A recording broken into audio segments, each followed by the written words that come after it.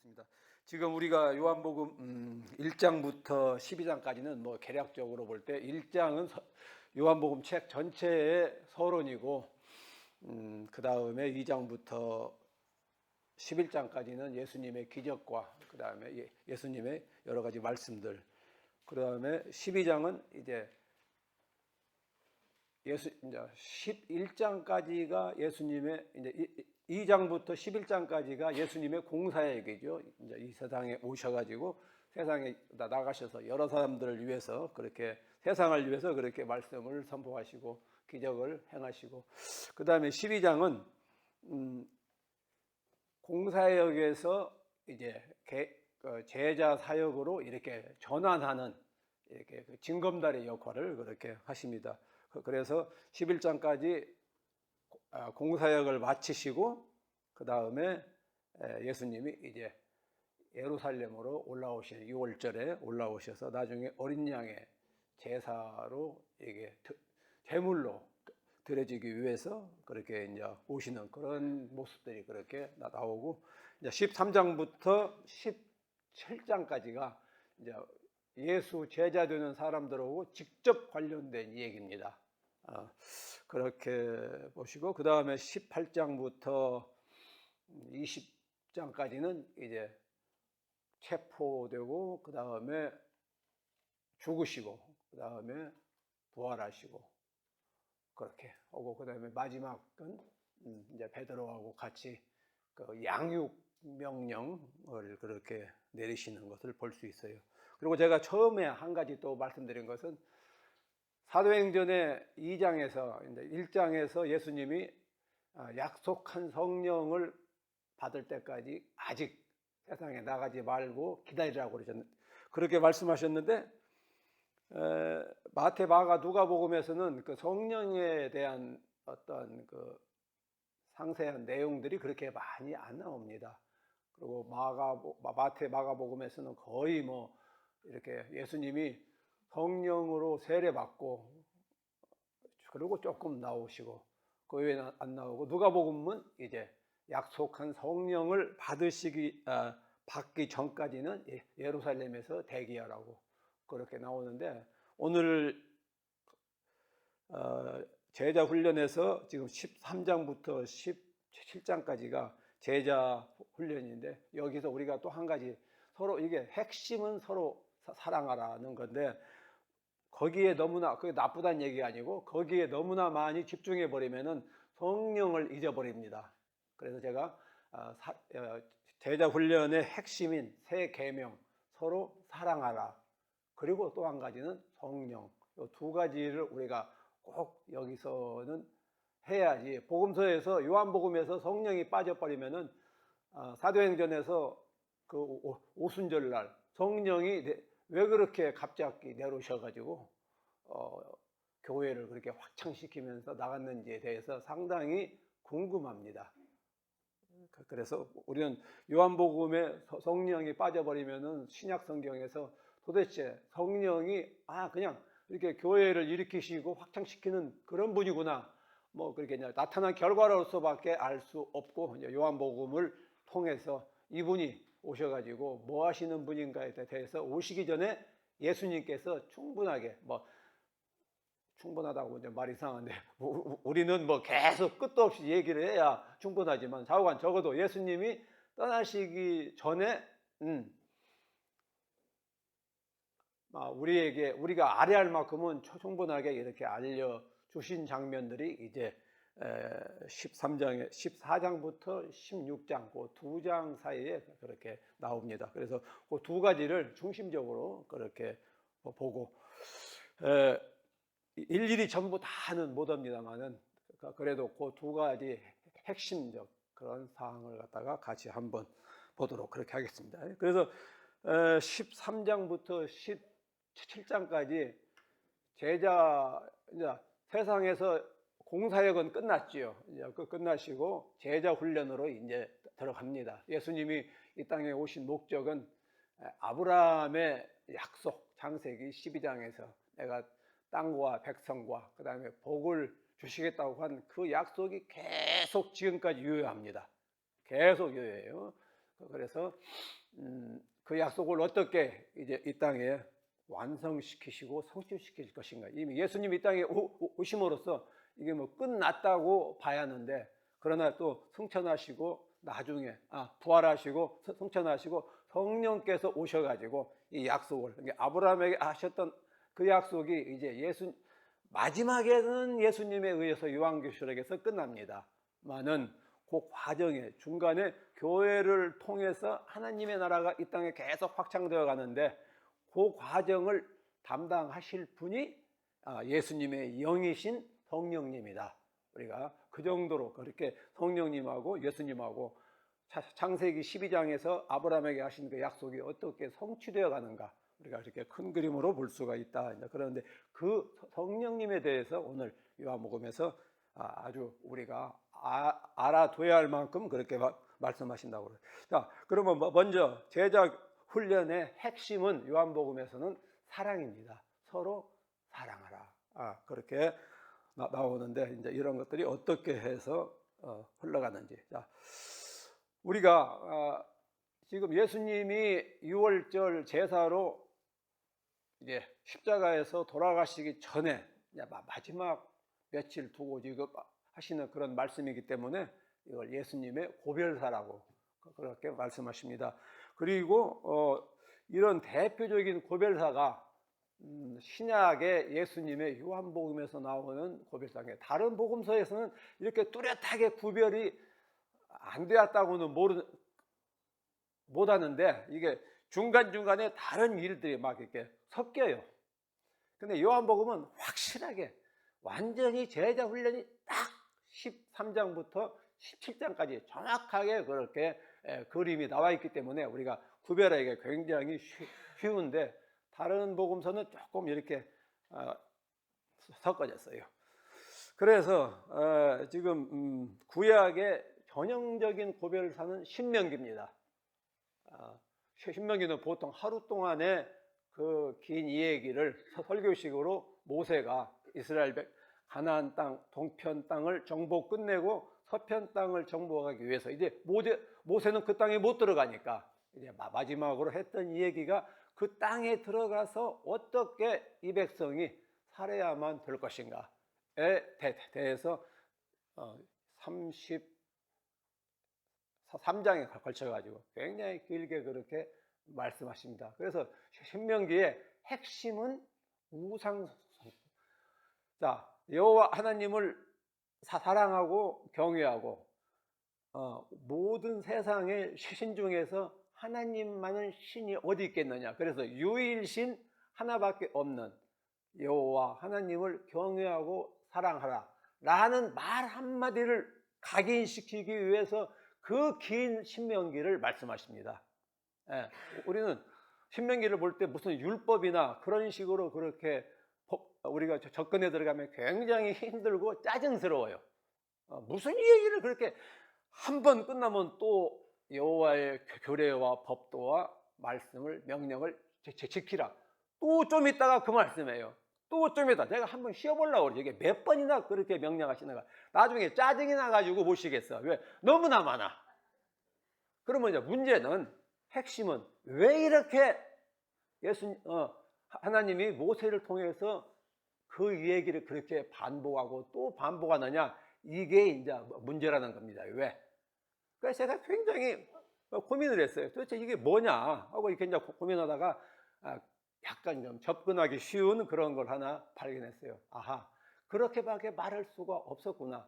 그래서 그 신명기에 지금 그렇게 말하는 모세하고 이스라엘 백성하고의 상황을 좀 파악하게 되면은 그게 많이 접근이 좀 이렇게 용이합니다. 그래서 그 얘기는 제가 여기서 전부 다 못 해드리고, 좌우간에 결론부터 말씀드리면, 신명기에서 우리가 듣기에는 6장에서요 여호와 하나님을 마음과 뜻과 그리고 힘을 다해서 사랑하라고 그렇게 나와요. 이게 핵심 아닙니까? 이게 이스라엘 백성이 가나안 땅에 들어가서 여호와 하나님을 사랑하고 경외하는데 전심을 다해서 그렇게 하라는 얘기가 핵심인데, 실은 제가 나중에 쭉 이렇게 앞뒤를 전부 다 검토해 보니까 이스라엘 백성들은요 가나안 땅에 들어가 가지고 여호와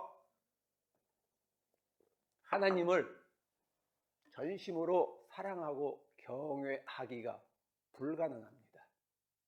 할 수가 없어요. 그것 때문에 그렇게 나중에 결론적으로 이 백성들은 그것이 불가능하다는 것이 입증되었잖아요. 그 땅에서 우상 숭배하다가 그 땅에 쫓겨났어요. 그 이야기도 신명기에서 전부 다 얘기합니다. 전부 다 얘기하고, 그래서 이 백성이 그 땅에 들어가서 하나님 여호와를 경외하고 사랑하는 것이 불가능하다는 겁니다. 그래서 그렇게 반복한 거예요. 그래서 그렇게 처음부터 끝까지 계속 반복합니다. 그런 식으로 신명기에서는 여호와 하나님을 경외하고 사랑하라고 그랬어요.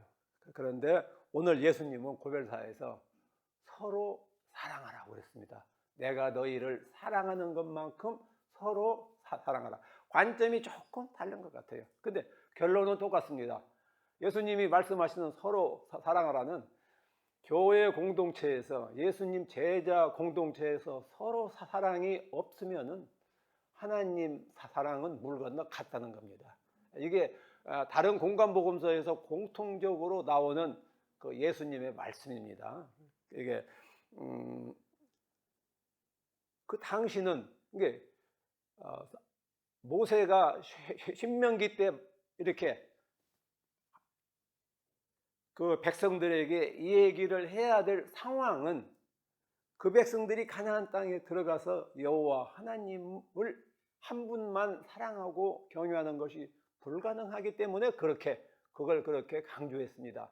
근데 예수님 때 상황은 하나님은 잘 믿는다고 그래요. 하나님은 경외를 하고 사랑한다고 그렇게 유대인들은 결정적으로 이 얘기를 해버립니다. 상황이 좀 다 달라요. 그렇게. 그런데 예수님이 보시기에는 이건 완전히 가식적이고 형식적인 사랑입니다. 이게. 그렇다면은 예수님이 말씀하실 때 10계명에서 1계명에서 4계명까지는 하나님에 대한 사랑을 말하는 것이고, 또 5계명에서 10계명까지는 이웃 사랑에 대해서 그렇게 얘기하는 건데, 예수님이 보실 때는 하나님을 엄청 많이 경외하고 사랑한다는 이스라엘 백성들이 예수님이 보실 때는 하나님 사랑하는 게 아니라 이웃 사랑도 지금 못하고 있는 거예요. 이웃 사랑도 못하면서 무슨 하나님의 사랑이냐. 하나님을 사랑하는 사람은 반드시 이웃 사랑을 하게끔 되어 있습니다. 그래서 순서가 그렇게 되어 있고, 그런데 예수님이 보실 때는 지금 이웃 사랑이 전혀 안 되고 있는 거예요. 그런데 자기들은 하나님 사랑을 엄청 많이 하고 있다고. 그래서 우리야말로 온 인류 가운데 하나님을 최고로 사랑해왔고 경외해왔고 지금도 사랑하고 있다고. 그런데 정작 하나님이신 예수님이 그 땅에 오셨을 때 하나님을 배척하셨거든. 그러면 뭡니까? 하나님 사랑은 이미 끝난 거죠. 끝났고, 거기에 대한 증거로서 하나님 사랑을 하지 않는다는 증거로서 지금 자기들은 하나님 사랑을 잘한다고 말하기 때문에 그것이 잘못되었다는 증거로서 이웃 사랑을 하라고 그랬어요. 네가 과연 이웃 사랑을 하고 있느냐는 거지. 안 하고 있어요. 그러면은 하나님 사랑 절대 안 한 거라고. 그렇게 이 얘기가 본질은 똑같은데 이렇게 말씀하시는 각도가 약간 다르다. 그래서 오늘 요한복음에도 서로 사랑하라고 그랬습니다. 내가 너희를 사랑하는 것만큼 서로 사랑하라고. 그래서 이게 똑같은 고별사인데, 모세는 하나님의 말씀을 듣고 그 당시 이스라엘 백성의 상황 가운데서 그렇게 말씀하시고, 예수님은 똑같은 하나님으로서 그 당시 이스라엘의 서로 다른 상황 가운데서 말씀하시다 보니까 똑같은 하나님 사랑인데 강조점이 약간 서로 그렇게 다르게 나가고 있다. 우리가 그 정도로 그렇게 이해하신다면 괜찮겠어요.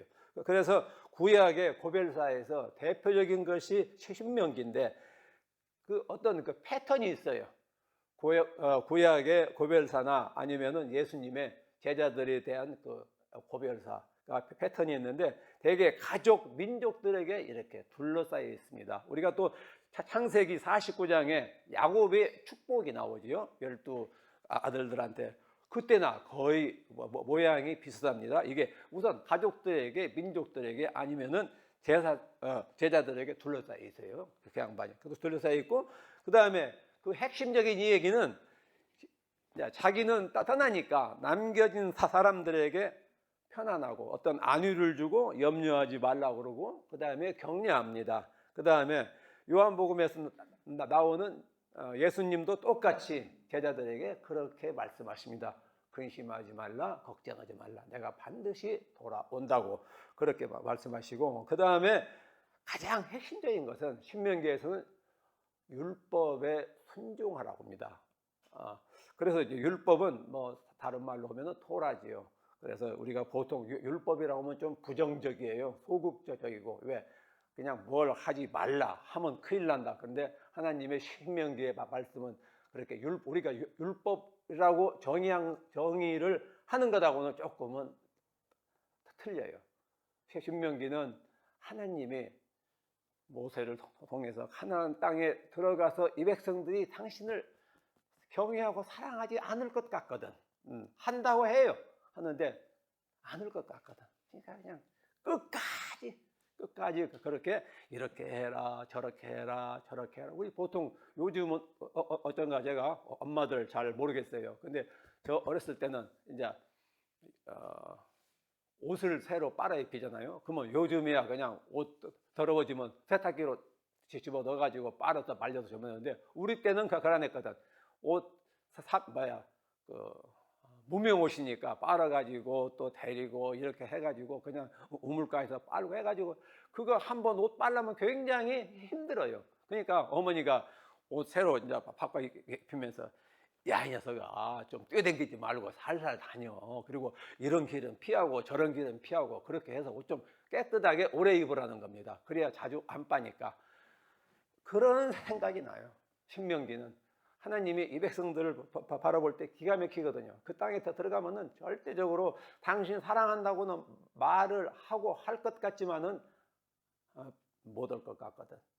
그러니까는 그렇게 아들, 딸을 놓고 밖에 나가서 또 놀 아들, 딸을 놓고 이렇게 이것도 하지 말고 저것 하고 하지 말고 하고 그런 하나님 아버지의 자상한 엄마의 자상한 그런 마음으로 이렇게 꼭 해라 이렇게 꼭 해 하나씩 이렇게 가르쳐주는 그런 마음으로 신명기를 읽으시면은 아마 마음에 속속 찰들지 않겠는가.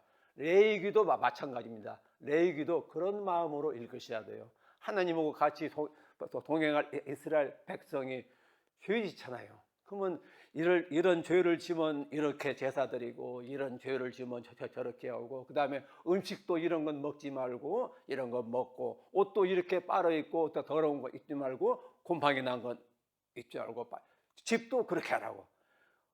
성경에 왜 그런 얘기가 그렇게 길게 나왔겠는가 저도 상당히 힘들었어요. 근데 이 백성들이 그렇게 못 살 것 같아요. 그러니까는 그 안타까운 아버지의 어머니의 마음으로 그렇게 자녀들에게 말씀하시는 아버지의 마음으로 우리가 레위기나 신명기나 민수기를 읽으신다면은 마음이 짠할 겁니다. 그래서 오경은 그렇게 제가 많이 힘들었어요. 오경만 연구한다고 제가 2년 반 걸렸습니다. 5권. 내가 좌우간 무조건 오경을 내가 끝내야겠다 해가지고 2년 반 걸렸어요. 아무것도 다른 책 안 하고 어디 가서 강의도 거의 안 했고 제 집에서 그냥 계속 해가지고 안 돼요. 해석이 안 돼요. 해석이 안 되는데 한 1년 반 정도 지나니까 그 마음이 더 들어오기 시작해요. 그 마음이. 그러니까 그 마음이 들어오기 시작하니까 그냥 막 나가는 거예요. 막 쫙 나가는 거예요. 제가 한 오경만 연구하는데 2년 반 걸렸는데 한 1년 반 동안 많이 애먹었어요. 안 돼요. 이걸 율법적으로 더 들어가니까 되질 않아. 그런데 그 마음이 어느 날 아마 하나님이 불쌍히 여기신 것 같아요. 그래서 그래 네가 그렇게 하면 안 되지 해가지고 그런 아버지의 마음이 탁 들으니까 그때부터 레위기가 보이기 시작하고 신명기, 민수기가 보이기 시작해요. 그래서 제가 나머지 시간에 정리를 그렇게, 물론 제가 뭐 그걸 다 했다고 자랑한다거나 그런 마음은 아니지만, 오늘 이 말씀을 읽으실 때 그런 아버지의 마음으로, 어머니의 마음으로 요한복음 13장에서 17장까지 이렇게 보신다면은 굉장히 이렇게 접근에 들어가는데 이렇게 좋지 않겠나. 어떤 제가 경험을 말씀드리는 겁니다. 그래서 어떤 제 의를 드러내기 위한 것이 아니라, 제가 너무나 요한복음도 처음에 엄청 고생했어요. 근데 이렇게 접근해 들어가니까, 아버지의 마음이 그렇게 부어지니까는 상당히 왜 예수님이 이렇게 말씀하지 않으면 안 되었는가, 이제 그런 것 때문에 상황 파악이죠. 이제 상황 파악이 안 되면 힘드는데, 좌우간의 구약의 고별사나 예수님의 이 고별 말씀, 거의 틀은 똑같습니다. 틀은 똑같은데 상황이 다르기 때문에 예수님은 서로 사랑하라, 이웃 사랑을 강조하셨고, 그 다음에 모세는 그때 이스라엘 백성이 그 땅에 들어가서 하나님 한 분만 경외하고 사랑하는 것이 불가능하다고 봤기 때문에 그렇게 많이, 얼마나 힘들어. 제가 우리 막내 옛날에 서울로 대학 갔을 때, 이 말광량이 같은 막내를 갖다 서울로 보내는데, 울산에서요, 진짜 마음이 안 놓여요. 진짜 이게 가서 어디로 튈지 알 수가 없어요. 알 수가. 이게 좀 발랄하거든요. 그래가지고 좌우간에 너무나 힘들었어요. 그래가지고 이제 핸드폰을 이렇게 주면서, 야, 내가 하루에 한 번씩 전화할게. 말라고 해. 그런 거 하지 마. 그래가지고 좌우간 그때 그 마음이 조금은 생각이 나요. 그리고 또 갑자기 어느 날 어디를 막 한다고 그래요. 가면 또 뭐더러 가냐 어찌냐 전부 다 물어보거든. 다 물어봐. 그래서 말을 안 해. 또 다른 아빠 엄마는 그런 거 안 물어보는데 왜 아빠만 그렇게 그런 걸 물어보냐는 거예요. 요한복음 이 고별사나 신명기가 바로 그런 마인드가 아니겠는가. 그래서 좌우간 율법에 순종하고 여호와 하나님을 사랑하라고 그렇게 말씀하시고, 그 다음에 예수님은 서로 사랑하라, 먼저 그 말씀을 하십니다. 그리고 하나님과 예수님을 사랑하라, 이렇게 순서가 조금 바뀌었어요. 그러나 핵심은 똑같다는 겁니다. 단 상황이 바뀌었기 때문에 그렇게 조금 달라졌다, 이제 그렇게 하고요. 그 다음에 한 묶음의 저작물이 남겨진다. 모세는 모세 증거의 노래가 나옵니다. 제가 여기서 전부 다 그 말씀은 못 드리겠습니다만은 나오고, 그 다음에 예수님은 이 말씀 지금 13장에서 17장까지 말씀이 나왔고, 그 다음에 자신의 리더십을 갖다가 영이죠, 영.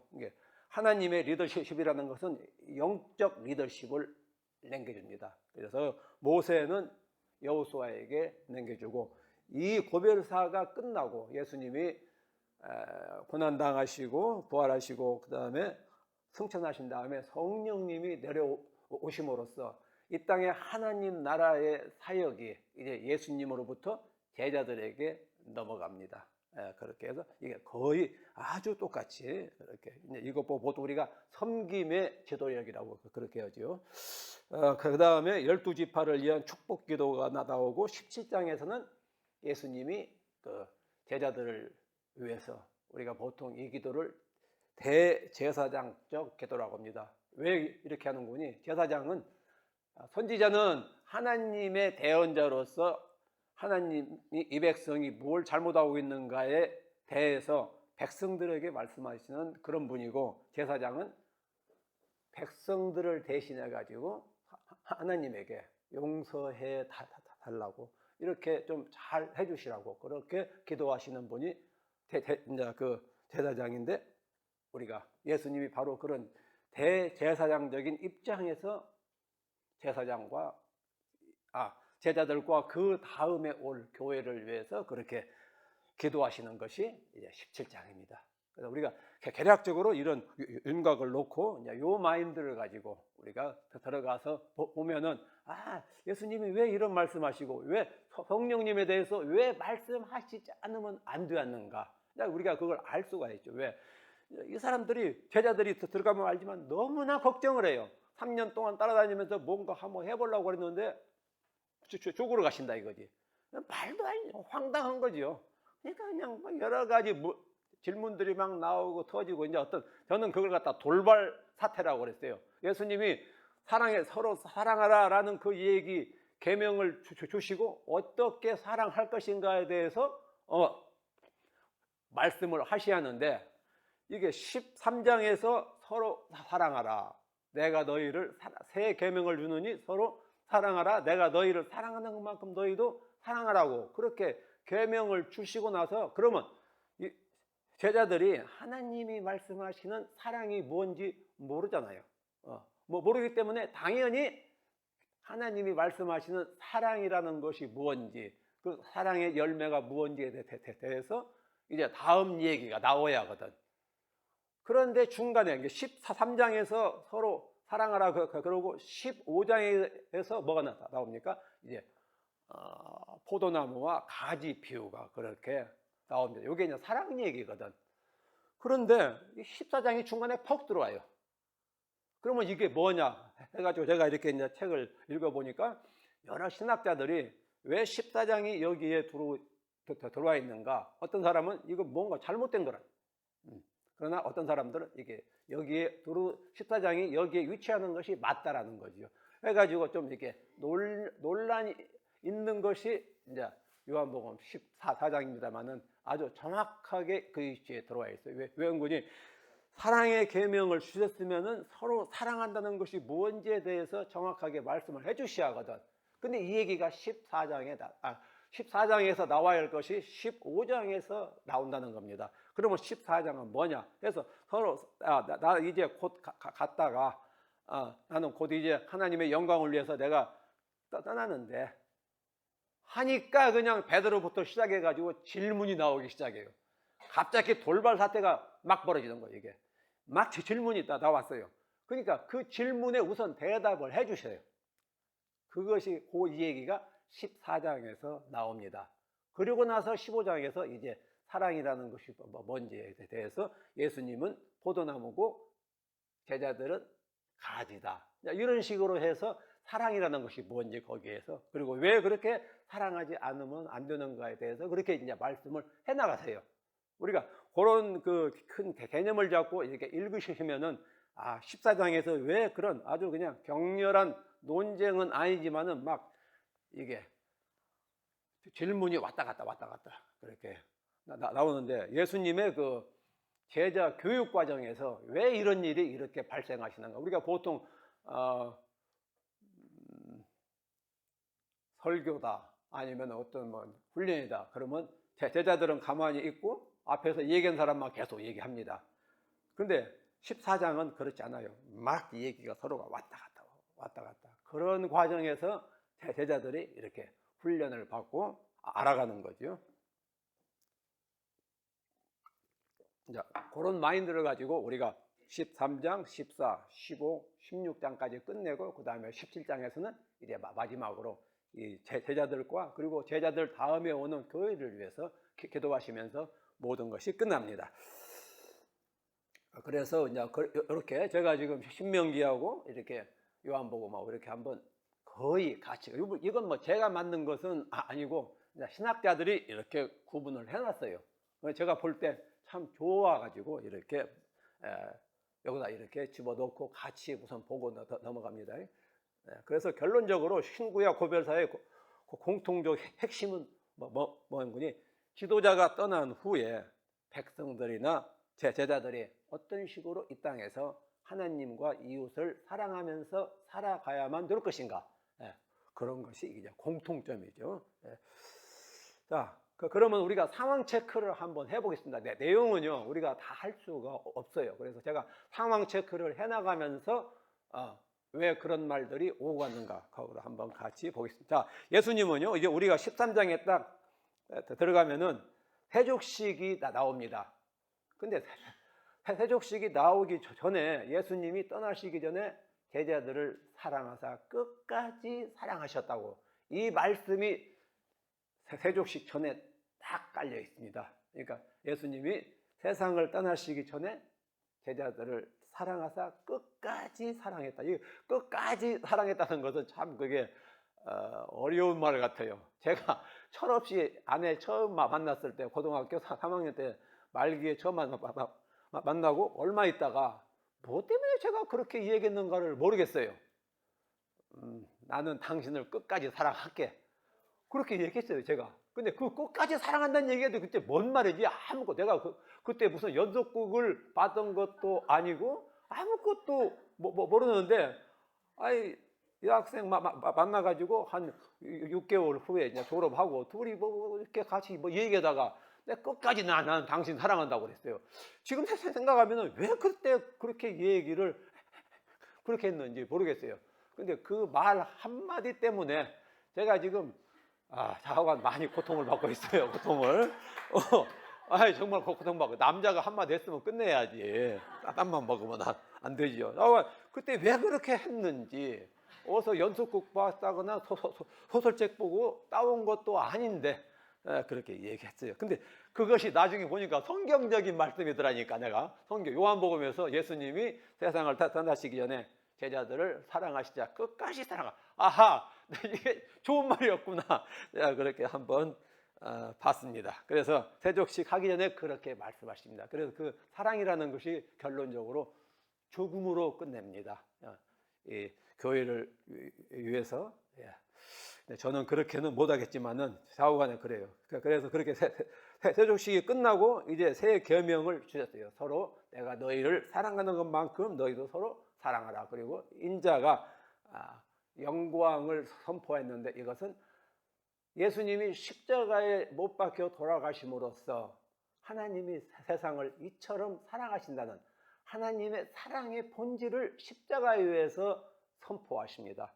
이것을 영광이라는 것은 뭐 여러 가지 해석이 많겠습니다만은 다른 게 아니고 하나님이 어떤 분인가, 하나님의 본질에 대해서 이렇게 선포하는 거, 알려주는 거. 이거 보통 성경 전체에서 영광이라고 합니다. 그래서 우리가 보통 구약에서 하나님의 영광의 구름, 뭐 시내산에서 그냥 막 불빛이 반짝반짝하고 하나님은 그런 식으로 당신이 어떤 분이란 것을 본질을 드러내기도 하시고, 그건 굉장히 그건 겁나죠. 그냥 엄청나죠. 그리고 뭐 하늘이 휘말리고 요한계시록에서는 막 하늘이 휘말리고 땅이 끊어지고 바다가 갈리고 그렇게 해서도 하나님이 어떤 분인가를 드러내십니다만은 오늘 여기에서는 당신이 십자가에 못 박혀 죽으심으로써 내가 세상을 이처럼 사랑한다는 사랑의 영광, 본질을 드러내시는 것이 바로 예수님의 십자가의 죽음을 그렇게 말씀하십니다. 그래서 딴 복음서에서는 이렇게 영광이라고 그걸 표현을 안 했어요. 근데 요한복음에서만 십자가에 못 박혀 죽으시는 것을 예수님이 영광 받으신다고 그래요. 우리가 영광 받는다는 이 얘기는 우리가 잘 되는 거예요. 우리는 죽고 우리의 죽음을 통해서 하나님이 어떤 분인가를 저 사람이 저렇게 죽음으로써 그걸 끝내는 것 보니까는 하나님이 바로 그런 분이구나. 그래서 나의 어떤 삶을 통해서 하나님이 어떤 분인가를 드러내는 그것을 영광스러운 삶이라고 합니다. 그것은 죽음도 거기에 같이 동시에 끼어들어가죠. 그래서 예수님이 지금 그 말씀을 하세요. 그리고 나서 이제 나중에 이 돌발 사태가 끝나고 포도나무 비유가 나오고 그 다음에 진리의 성령을 파송한다. 어떤 그런 식으로 그렇게 흘러갑니다.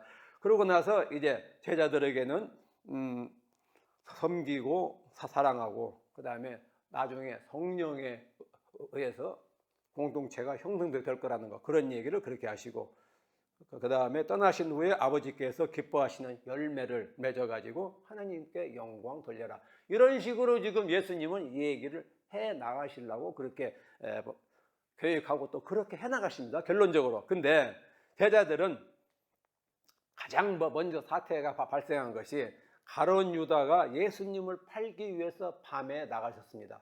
이건 극단적인 대조가 되는 거죠. 예수님은 지금 제자들을 위해서, 이 땅의 교회를 위해서, 사람들을 위해서 당신의 목숨을 십자가에 못 박으러 가려고 지금 그렇게 모든 것을 하고 계시는데 가룟 유다는 그걸 갖다가 돈으로 환산해 가지고 팔아먹으려는 그런 현상이 먼저 일어나고요. 그러고 나서 또 그래가지고 가룟 유다는 나갔지요. 이제 그러고 나서 이제 예수님이 새 계명을 말씀하시고 서로 사랑하시고 나는 영광 받으러 간다고 하니까 베드로가 뭐라 주여 어디로 가시나이까? 주여 내가 지금은 어찌하여 따라갈 수 없나이까? 내 주를 위해서 목숨도 버리겠나이다. 예, 그러니까 너는 절대 그럴 수 없고 나를 3번 부정할 것이다. 그러고 나서 또 이제 다른 얘기가 나오는데 이제 가신다고 그래요. 너희는 근심하지 말고 걱정하지 말고 내가 반드시 돌아온다고 너희의 거처를 마련한 다음에 내가 돌아온다고 그렇게 말씀을 하시는데 도마가 갑자기 톡 나와가지고 주여 주께서 어디로 가시는지 우리가 알지 못하거늘 그 길을 어찌 알겠사옵나이까.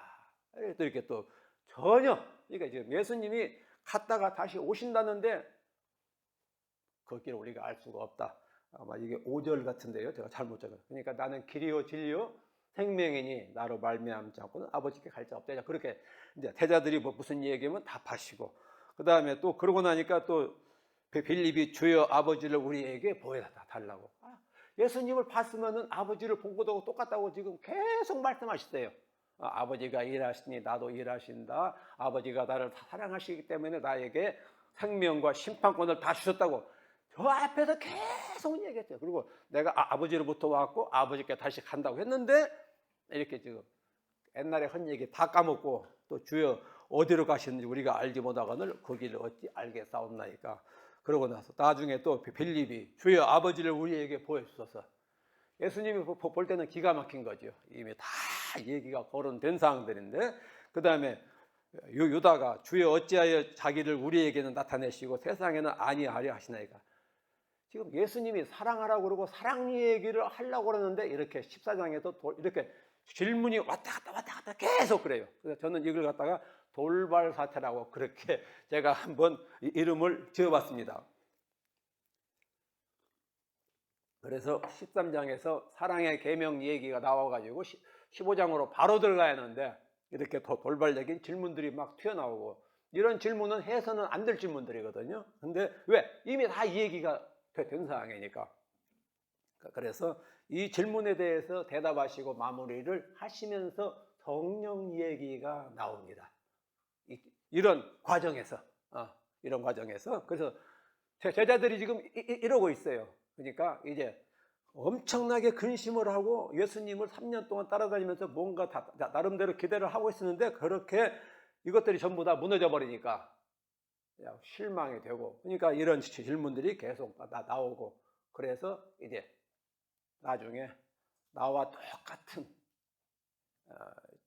진리의 영 성령께서 오셔가지고 내가 지금까지 했던 말을 다 생각나게 하시고 그래서 그리고 그 다음에 너희들이 무슨 말을 해야 할지 그런 것들 전부 다 이렇게 알게 하시는 분 그분이 보혜사 성령님이 오신다고. 이런 돌발 사태에서 예수님이 떠나심에 대해서 굉장히 불안해하고 어려워하고 힘들어하고 그런 상황 가운데 성령께서 오셔서 너희를 확실하게 도와주신다고. 그런 상황 가운데 성령님 얘기가 나왔습니다. 그리고 나서 앞으로 계속적으로 성령님은 그런 일을 계속 하시는 거지요. 그래서 어떤 상황 가운데 성령님을 성령님이 오신다고 그렇게 예수님이 말씀하셨는가. 이 상황을 우리가 이해하고 들어가면은 앞으로 이 땅에 성령님이 오셔가지고 지금도 계속 하시는 그 일이 우리가 주의 일을 해나갈 때 걱정하고 근심하고 어려워하고 힘들 때 예수님이 그때 너희를 도와주시는 나 대신에 도와주시는 분이 성령님이다 하고 이런 상황 가운데서 성령님을 보내시겠다고 예수님이 처음으로 말씀하신 곳이 이곳이기 때문에 제가 이렇게 지금 강조합니다. 그리고 우리가 이런 부분을 이제 처음에 어떻게 얘기가 되었는가 이 상황 파악을 하고 들어간다면은 그 다음에는 상당히 수월하다고 제가 그렇게 말씀드립니다. 그래서 우리가 이런 상황 가운데 지금 14장이 전개됩니다. 그리고 나서 이게 그걸 마무리를 다 하시고 마지막으로 뭐라고 합니까? 평안하라고. 내가 주는 평안은 세상에 주는 것과 다르다는 겁니다. 그러면서 이 사태를 마무리하고 끝내시고 그 다음에 15장으로 들어가 가지고 이제 포도나무와 그 다음에 가지 비유가 나옵니다. 그렇게 해서 이게 이렇게 돌아간다. 전반적인 것을 그렇게 제가 먼저 말씀을 드리지 않으면 안 되는 것이 그냥 여기서 나오는 조목조목 이 얘기만 해가지고는 예수님의 그 13장부터 16장까지 이 얘기를 이해할 수가 없어요. 너무나 힘듭니다. 계속 무슨 얘기가 막 깔려 있는데. 그래서 제가 이것을 왜 이렇게 말씀드린 거예요? 제가 어려움을 겪었어요. 그걸 갖다 공부하는데. 그래서 제가 또 그런 것을 나누고 싶어가지고.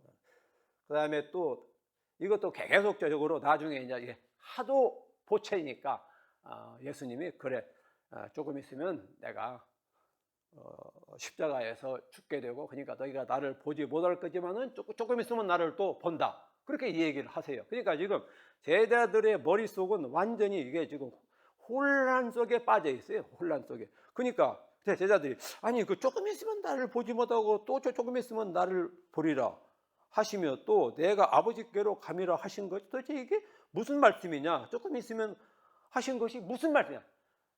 끝까지 지금 혼란 가운데 있습니다. 끝까지. 그런 제자들을 이렇게 끝까지 다독거리면서 이제 이 장면을 끝내갑니다. 그래서 우리가 이런 것들을 알고 그러고 나서 이제 마지막에요. 재밌는 말이 나와요. 나중에 이제 예수님이 조금 이제 이렇게 다운해 가시고 좀 뭐라고 합니까? 이렇게 차분한 분위기 가운데 말씀하십니다. 그래가지고 이것을 내가 비유로 지금까지 비유라는 것은 어떤 걸 놓아두고 유사한 걸 끌어당겨서 알 수 있도록 이렇게 말하는 건데 이것을 비유로 너희에게 일렀거니와 때가 이르면 다시는 비유로 너희에게 이르지 아니하고 아버지에 대한 것을 밝히 이르리라. 내가 아버지께에게서 나와 세상에 왔고 다시 세상을 떠나 아버지께로 가노라. 이거 지금까지 한 이 얘기를 한마디로 예수님이 그렇게 지금 말씀하십니다. 그러니까 제자들이 지금은 밝히 말씀하시고 아무 비유로도 하지 아니하시니 왜? 내가 아버지께로부터 왔고 세상에 왔고 다시 아버지께로 간다고 그렇게 말씀하시니까 우리가 지금에야 주께서 모든 것을 아시고 또 사람의 물음을 기다리시지 않는 줄을 아시나이다. 이로써 하나님께로부터 나오심을 우리가 믿사옵나이다. 믿는답니다. 지금까지 왔다 갔다 그렇게 하다가 이제 말씀을 전부 다 들어보고 지금은 이제 믿겠다고 그렇게 말씀하십니다. 그렇게 이제 얘기합니다. 그러니까 예수님이 대답을 이렇게 하세요. 이제는 너희가 믿느냐? 상당히 이건 의심스러운 얘기입니다. 이제는 너희가 믿느냐? 지금까지 계속 왔다 갔다 그렇게 하다가 이제 내가 아버지께로부터 왔고 다시 아버지께로 간다고 이제 그렇게 말씀을 딱 끝내니까 이제는 믿겠다고 그러니까 이제는 너희가 나를 믿느냐? 이 얘기는 부정적인 얘기입니다. 아직 못 믿는다는 겁니다. 여기 우리가 성경에 의하면요, 복음서에 의하면은 제자들은 믿을 수 있는 사람들이 아니에요. 언제 믿게 됩니까? 사도행전 2장에서 성령으로 강림해가지고 성령에 감동되고 충만해졌을 때 예수님을 믿기 시작하고 예수님이 어떤 분이라는 걸 선포하기 시작합니다. 제자들이 그랬어요. 3년 동안 예수님을 따라다니면서 그 수많은 기적을 받고 엄청난 일을 받고 그 다음에 말씀을 다 들었는데 이게 마지막 장면입니다. 이게 마지막. 예수님이 한마디로 제자들의 상태를 딱 진단했어요. 이제는 너희가 믿느냐? 해놓고 이게 어떤 말인가를 알기 위해서는 보라 너희가 다 각각 제 곳으로 흩어지고 나를 혼자 둘 때가 오나니 벌써 왔도다. 그러나 내가 혼자 있는 것이 아니라 아버지께서 나와 함께 계신다. 이렇게 해서는 나를 못 믿는다는 겁니다. 봤죠. 이제 예수님을 받고 그 다음에 나중에 성령의 감동 충만해졌을 때 이제 예수님을 증거하기 시작합니다. 믿음은 거기서부터 시작되는 겁니다. 물론 우리가 예수님을 구주로 믿고 고백하면은 믿음으로 인정을 해주는 거지요. 그러나 아직은 충분한 것이 아니다.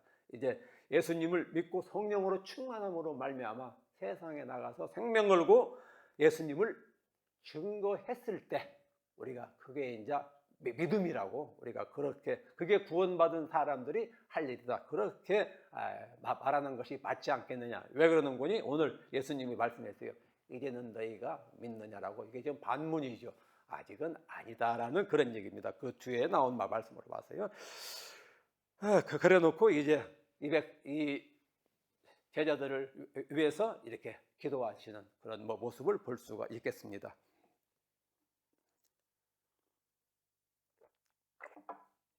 그래서 요한복음 13장에서 17장은 이런 정황을 파악하신 다음에 들어가시면은 이제 알 수가 있어요. 그냥 읽으시면은 굉장히 혼란스러워요. 그러면 예수님이 떠나시기 전 제자들에게 주요 관심사 지금까지 대충 우리가 얘기하고 좌우간 이 사람들이 지금 걱정하고 있어요. 왜? 사람은 죽어버리면 끝나는데 이 양반은 다시 오신다고 그러거든. 아직 못 봤잖아요. 그러니까 걱정을 엄청 하는데 예수님이 그 걱정을 갖다 우선 포도나무하고 가지하고 그 교육을 시키기 위해 사랑이라는 것이 뭔지 말씀하시기 전에 먼저 제자들의 마음부터 정리시킵니다. 지금 막 이러고 있으니까 이런 사람한테 이 얘기를 할 수가 없는 거죠. 그래서 이렇게 막 돌발적으로 이렇게 혼란스러운 제자들에게 마음을 좀 진정시키는 곳이 이제 14장 이 얘기다. 그리고 나서 15장에서 예수님이 서로 사랑한다는 것이 무엇인지를 포도나무와 가지를 통해서 비유로 말씀하십니다. 그러고 나서요. 이제 그러고 나서 그러면 제자들만 서로 사랑하도록 하면 안 둔다는 겁니다. 세상이 가만 안 둬요. 그러면 세상이 이제 제자들을 대적하지요. 근데 제자들이 나가서 예수님의 복음을 전파해야 할 곳이 세상이에요. 그런 아이러니 속에 제자들은 빠져버립니다. 어떻게 합니까? 서로 사랑하라고 해서 사랑하고 그 사랑을 전파를 해야 하는데 세상은 이 제자들을 대적을 해요. 그때 어떻게 해야 할 것인가? 이것을 그때 보혜사 성령님이 오셔가지고 알려줄 거라는 겁니다. 이제 세 번째 그렇게 말씀하세요. 그런 식으로 그렇게 하고 이 모든 이 얘기는 예수님이 떠나신 다음에 예수님은 이 땅에 3년 동안 계시면서 하나님이 최고로 기뻐하시는 영광의 열매를 십자가의 죽으심으로 말미암아 맺었어요. 그렇다면은 제자들도 똑같이 앞으로 하나님이 예수님의 제자는 예수님이 가시는 길을 똑같이 걸어가면서 하나님이 기뻐하시는 영광의 열매를 맺도록 하기 위해서 세상은 대적하지만은 그 영광의 열매는 반드시 맺어야만 될 것이기 때문에 그걸 맺을 수 있도록 보내신 분이 성령님이 이 땅에 오신다고 그렇게 요한복음에서 그렇게 말씀하십니다. 그래서 다른 보혜사 즉 진리의 성령, 진리라는 것은 그 본질이 하나님이십니다. 그 본질이 예수님이시고 그래서 진리의 성령이라는 것은 하나님의 영, 예수의 영, 우리가 그렇게 얘기할 수가 있는 거죠.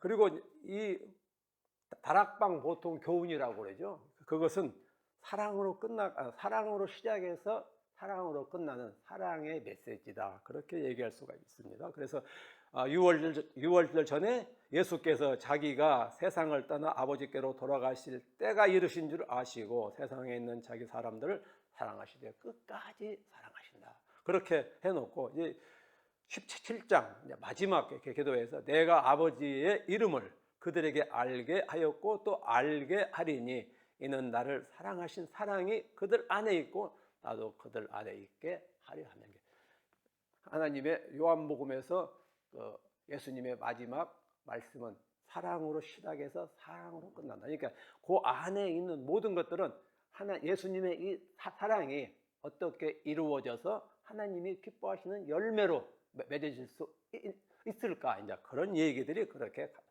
되고 있다. 그렇게 얘기하시고요. 이거는 그냥 다 넘어갑시다. 이것도 그냥 넘어가고. 13장에서 16장까지 제가 시간이 이렇게 많지가 않기 때문에 대략적으로 이렇게 어떤 식으로 흘러가는지 우리가 구조를 파악해 버리면 굉장히 접근하기가 쉬워요. 그래서 제가 일일이 전부 다 하는 말씀을 못 드리겠지만 이런 식으로 이렇게 흘러간다고 말씀드리겠습니다. 너희는 마음에 근심하지 말라. 하나님을 믿으니 나를 믿으라. 이게 핵심이죠. 지금 예수님이 떠나려고 그러니까 이 사람들이 걱정을 해요.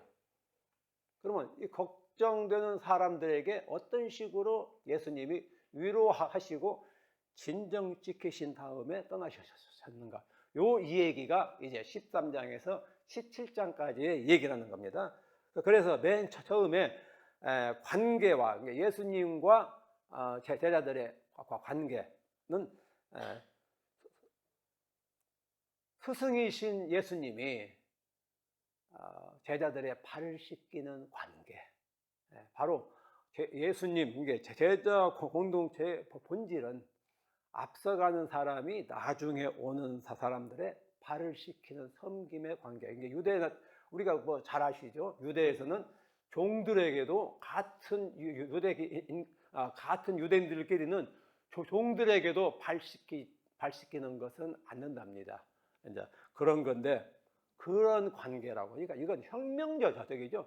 그 당시 유대에서는 있을 수가 없는 얘기입니다. 있을 수가 불가능한 그런 얘기죠.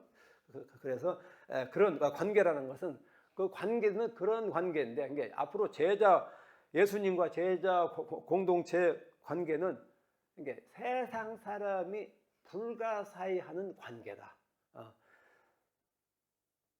그래서 그 본을 먼저 보여줍니다. 사랑이라는 건 바로 그런 것이고, 그 다음에 예수님 안에서 사랑이라는 것은 앞으로 이 사람들이 사랑의 열매를 맺어야 하는데, 어떻게 그 사랑의 열매가 맺어지는가에 대한 본을 보여줍니다. 우리가 포도나무하고 가지만 가지고 사랑이라는 것을 정의해 버리면 상당히 그 본질이 좀 어렵습니다. 그런데 우리가 세족식, 여기에 대한 본질을 알고 들어가면은 포도나무와 가지가 맺는 열매에 대한 그 사랑의 본질을 우리가 이해할 수가 있어요. 그래서 포도나무 가지가 나중에는 그러지요. 가지가 포도나무에만 붙어 있으면은 열매를 맺는데 떨어져 있으면 못 맺는다고, 거기까지만 나옵니다. 근데 그렇게 해가지고는 상당히 그 사랑의 본질을, 열매의 본질을 우리가 어려워요, 이해하기가. 근데 세족식을 이해를 해야만이 그 사랑의 열매의 본질을 알 수 있습니다. 포도나무가 있고 우리가 가지라고 그래도 그냥 가만히 있으면 맺는 열매가, 그게 사랑의 열매가 아니라, 오늘 세상에서 불가사의하게 생각하는 섬김이 없이는 그 사랑의 열매가 맺어질 수 없다는 것이 13장에서 15장에 서로 이렇게 연결되어 가지고, 제가 그랬죠. 14장은 돌발 사태를 해결하기 위해서 잠깐 하신 말씀이고, 그 다음에 13장에서 15장으로 넘어가야만이 정상적으로 연결되어가는 그런 거다. 그렇다면 서로 사랑하고 하나님이 기뻐하시는 사랑의 열매를 맺는다는 것은 바로 세족식에서부터 시작하는데, 세족식의 본질이 뭡니까?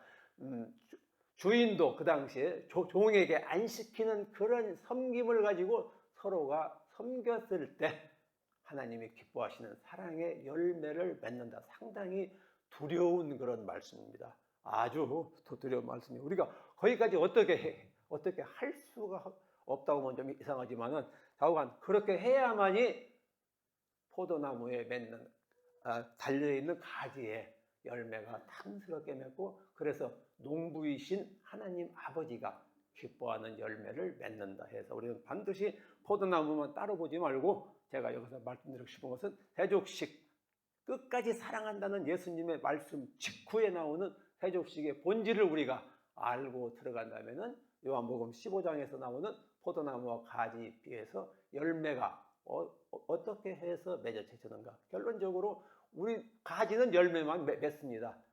좋아하는 것은 하나님, 농부가 좋아하죠. 제가 텃밭에다 고추를 심었는데 이 고추가 그냥 이게 병들고 메마르고 할까봐 물도 주고 거름도 주고 계속 그래요. 그러니까 나중에 가을 되니 고추가 엄청 많이 나요. 좋아요. 누가 좋습니까? 제가 좋아요. 그리고 고추나무는 나중에 때가 되면 죽어버려요. 말라서 지금은 거의 다 말라가지고 없어져 버렸어요. 우리는 그런 존재로만 살면은 아주 우리가 할 일을 다 하는 그런 것이 아니겠는가. 그렇게 나옵니다. 15장에서. 그래서 본질은 세족식의 본질을 우리가 알고 열매 맺는 거. 우리가 그렇게 같이 그렇게 들어갔을 때 이게 지금 말씀하시는 사랑의 본질이 뭔지를 알 수가 있다. 그래서 먼저 그런 것을 그렇게 보입니다. 관계라는 것은 종도 안 하는 걸 그렇게 했을 때 우리가 열매가 맺어가는데 하나님과 우리와의 관계, 예수님과 우리와의 관계, 우리와 다른 사람과의 관계가 그렇게 세족식의 본을 통해서 우리에게 알려주겠다. 그것이 바로 사랑의 본이고 이게 상징적 행위고 제자들의 발 씻기. 이 얘기가 13장 1절에서 20절까지 나오는데 그 전반적인 그 얘기, 이런 틀 가운데 앞으로 예수님이 말씀하시는 걸 읽으라는 겁니다. 그러니까 어떤 글이 쭉 있을 때 앞에 나오잖아요. 그러면 그 앞에 것이 뭔 말인지를 정확하게 우리가 잘 본질을 파악해야 돼요. 그리고 뒤에서 해석이 잘 안 되면은 앞에서 뭐라고 그랬는가 계속 우리가 또 둘러봐야 합니다. 그리고 앞에 뒤에 것이 해석이 안 되면 앞에서 뭐라고 그랬는가 계속 왔다 갔다 하면서 그렇게 봐야 돼요. 앞에서 이렇게 사랑의 본질이라는 것이 뭔지에 대해서 확실히 그렇게 말씀하십니다. 그런데 거기에 제자가 배반을 합니다. 이게 반드시 하나님의 일은 그냥 그렇게 너무나 좋은 건데 반드시 세상은 그걸 그렇게 흘러가도록 안 놔둔다는 거죠. 장애가 발생합니다. 그리고 나서 이 일을 위해서 이렇게 되기 위해서는 반드시 예수님이 떠나셔야 합니다. 십자가에 못 박혀 죽지 않으면 우리에게 그 얘기는 우리가 하나님으로부터 죄사함이라는 그런 어마어마한 그런 그 큰 무거운 짐을 털지 않고는 이 일을 할 수가 불가능합니다. 우리는 죄에 억눌려 있으면은 이 일은 불가능합니다. 그래서 예수님이 우리가 이 일을 하실 수 있도록 우리의 죄를 덜어주세요. 우리에게 이 무거운 멍에를 덜어주십니다. 이것이 또 예수님이 그렇게 예고하시고 죽으시는 거고, 또 죽으심 자체가 우주의 왕이신 예수님이 세례 요한이 뭐라고 그랬습니까? 나는 그의 신발끈도 맬 수 없는, 종 역할도 할 수 없는 그런 세례 요한이 자기는 그런 사람이라고 했어요. 그런 사람을 위해서 생명을 바치는 예수님. 거기까지 예수님, 우리가 모든 걸 서로 사랑할 수 있도록 충분하게 예수님이 여건을 마련하시기 위해서 하시는 일이 십자가에 못 박혀 죽으시는 겁니다. 그만큼 사랑하기 때문에 너희도 내가 사랑한 만큼 너희도 사랑하라. 이제 그렇게 얘기를 하시고요. 그 다음에 이제 거기에 대해서 제자들의 근심, 도대체 뭐 사랑하고 뭐고 그런 건 아무것도 자기들 귀에 지금 안 들어오고, 제자들 귀에 들어온 것은 뭐예요? 지금 이 양반이 간다고 하니까 우리는 어떻게 하냐는 거지. 그 근심만 태산같이 그렇게 남았는데 거기에 대해서 이 얘기를 해주시고 나중에 평안과 믿음, 내가 반드시 평안하라. 내가 주는 평안은 세상이 다르기 때문에 믿고 평안히 가만히 있으면 된다 하고 마치십니다. 이것이 15장부터 16장 끝까지 해서 거의 비슷한 패턴으로 다시 반복됩니다. 그래서 먼저 그 관계와 사랑의 본은 앞에서 제가 세족식이 기본이라고 그랬는데 바로 포도나무와 가지의 비유를 통해서 세족식의 관계를 발전시킵니다. 발전. 세족식은 진짜 사랑이라는 것이 뭐고 예수님 안에서 섬김이라는 것이 뭐고 관계라는 것이 뭔지를 하나의 실질적인 그런 실물 행동을 통해서 보여주신 것이라면은 포도나무와 가지의 비유는 그것이 세상에서 적용되어 갈 때 어떤 식으로 흘러가는지 관계의 원리에 대해서 말씀하는 것이 포도나무하고 가지의 원리다. 우리가 그렇게 이해하시면은 서로가 굉장히 밀접하게 관계가 되어 갑니다. 그래서 그런 밀접한 관계 속에서 포도나무하고 가지, 그 다음에 열매를 해석했을 때 이게 뜻을 알 수가 있어요. 그래서 그렇게 보고요. 그 다음에 제자의 배반이 나옵니다만은 여기서는 이렇게 했을 때 세상이 그렇게 하도록 제자 공동체를 가만 안 둬요. 엄청난 박해가 들어옵니다.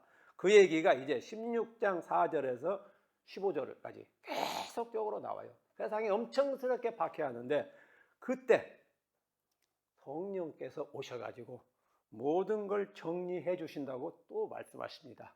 그렇게 나오고요. 그 다음에 이제 이 말이 끝나고 이제 예수님이 나는 다 끝나고 나 이제 간다. 나 지금 갔다가 좀 있으면 너희가 또 볼 것이다. 그 얘기를 하세요. 그러니까 또 제 제자들이 그냥 막 질문이 막 나와요. 막 계속적으로 나옵니다. 도대체 이게 뭔 얘기냐 해가지고 계속적으로 그렇게 나오시는 것에 대해서 예수님이 설명하십니다.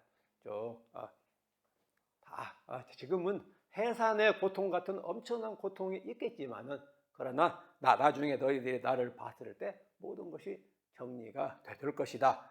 그리고 그러니까 아까 그랬죠. 그렇게 쭉 말씀하시니까 이제는 우리가 믿겠다고. 그러니까 이제 너희가 나를 믿느냐? 그러면서 이제 오케이. 너희가 믿든 말든 아버지가 나와 함께 하시기 때문에 이제 평안이 있고 그다음에 내가 세상을 이기었다고. 세상을 이기었다고. 그렇게 승리의 말씀과 평안을 주시면서 이제 16장까지 이 얘기를 끝냅니다. 그렇게 해서 이게 틀이 거의 아주 유사하게 이렇게 흘러가는 것을 볼 수 있고 이런 틀 가운데서 읽으시면은 접근하기가 굉장히 수월합니다. 그냥 읽으시면은 도대체 이게 왜 이런 말이 또 나오고 이런 말이 여가 있고 그런 얘기를 상당히 헷갈려요. 근데 이렇게 큰 틀 안에서 이렇게 읽으시면은 이게 앞에 나온 얘기를 다시 이제 좀 앞에는 좀 이렇게 어떤 뭐라고 합니까? 이렇게 집안에서 한 얘기라면은 이제 뒤에 나온 이 얘기는 세상에 나가서 직접적으로 적용해 가면서 부딪힐 얘기들이 이렇게 확대되고 적용되어서 이 얘기가 흘러간다고. 그렇게 보시면은 상당히 13장에서 16장까지 읽으시는데 도움이 되겠다.